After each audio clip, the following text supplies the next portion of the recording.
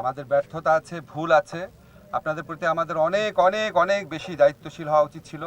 আমরা চেষ্টা করেছি, চেষ্টার মধ্যে ঘাটতি ছিল না, কিন্তু আমরা কাজটা করতে পারি নাই। আজকে থেকে 1.5 মাস আগে আজকে এই যে এমদাদ আছে, আরও কয়েকজন ছিল, প্রধান উপদেষ্টার ওখানে তারা যখন রাত্রে এসেছিল, আমি খবর পেয়ে সাথে সাথে ছুটে গেছি। আমি প্রথমে আপনাদের কাছে ক্ষমা চাচ্ছি। আমাদের মাহফুজ বলেছে আমাদের ব্যর্থতা আছে, ভুল আছে। আপনাদের প্রতি আমাদের অনেক অনেক অনেক বেশি দায়িত্বশীল হওয়া উচিত ছিল। আমরা চেষ্টা করেছি, চেষ্টার মধ্যে ঘাটতি ছিল না, কিন্তু আমরা কাজটা করতে পারি নাই।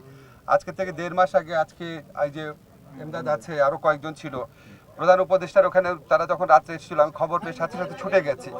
আমি ওনাদেরকে নিয়ে প্রধান উপদেষ্টার কাছে গিয়েছি এবং উনি এখানে এমদাদ আছে বলবে উনি কতটা আন্তরিকতার সাথে বলেছেন যে সবার চিকিৎসার ব্যবস্থা করবেন, সব কিছু করবেন।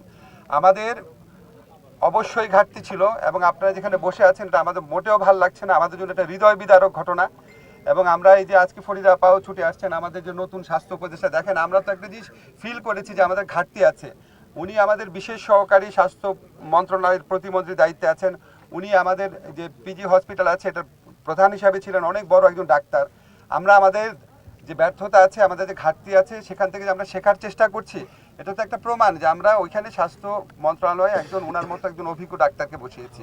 আপনারা যে রেগে আছেন, আপনারা যে কষ্ট পাচ্ছেন, ক্ষোভ পাচ্ছেন, এটা খুবই স্বাভাবিক, খুবই স্বাভাবিক। কিন্তু প্লিজ একটু বোঝার চেষ্টা করেন। এই যে মাহফুজ বললো, আসিফ বললো, ফরিদা আপা বললো, আপনারা কি আমাদেরকে রাজপথে দেখেন নাই?